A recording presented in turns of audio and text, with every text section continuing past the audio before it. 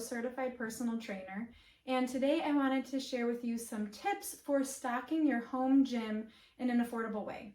And one of my top strategies for doing this is to use resistance bands. So what I have here is a box of resistance bands that I bought. It's just one 50-yard long resistance band.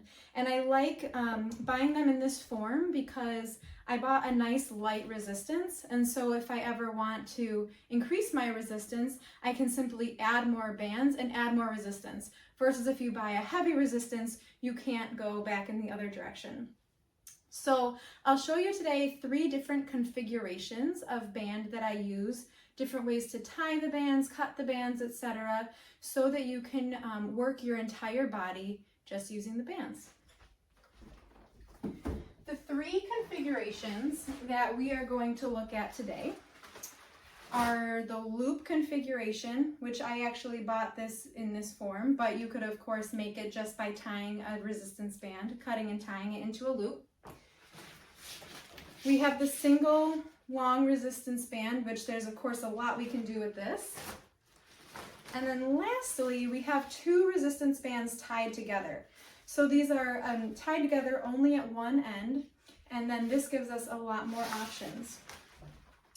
So let's start with our single resistance band, because I think this is the most common and there is quite a bit that we can do. Just holding the band in our arms, we can work our upper back, doing a standing back fly. We can work our chest by looping the band under our armpits and doing something like a chest press or like a standing push-up. We can stand on the band, and then we can do things like shoulder raises, or we can even work our legs by generating some resistance on the band, grabbing it down low, and then we could do a squat, or we could do a Romanian deadlift. So that's 4 different muscle groups just using this straight band. If you had something that you could hang the band on and pull downward, we could add lats to that, the latissimus dorsi. Now I don't have anything that I can hang this on, so I'm going to show you how to kind of generate that downward motion using a different configuration. So next we'll talk about the loop.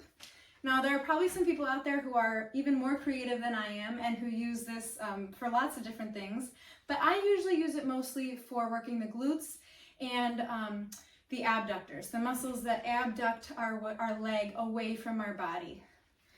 So to work the abductors and the glutes, we can wrap the band around our ankle and we can perform a standing single leg abduction against resistance. We could bring the band up to our knees and we could do something like a squat walk. Or we could even lay down and do something like a clamshell, where we're keeping our feet together but just opening our knees out wide like a clamshell. So that is mostly what I do with this loop configuration. And then the really fun one, in my opinion, is this 2 bands tied together. So the first way I'll show you how to use this,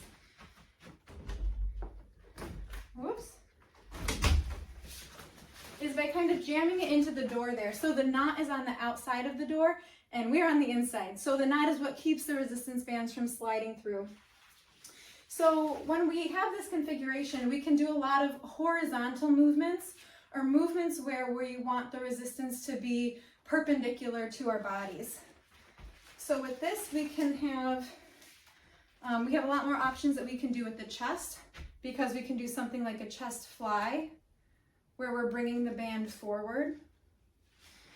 We can also continue to work the upper back with back flies, or angel wings, where we keep the elbows tight to our torso. And so I like the versatility that this gives us with the chest and the upper back.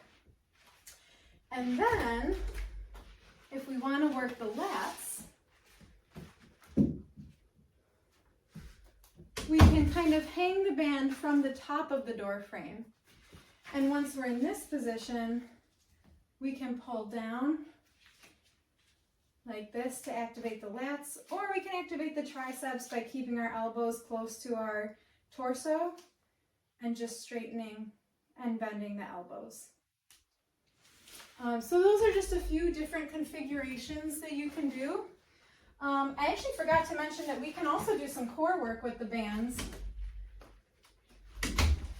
In this horizontal configuration, I could work my my core and work my obliques by doing something like a twisting motion. That's a really good one.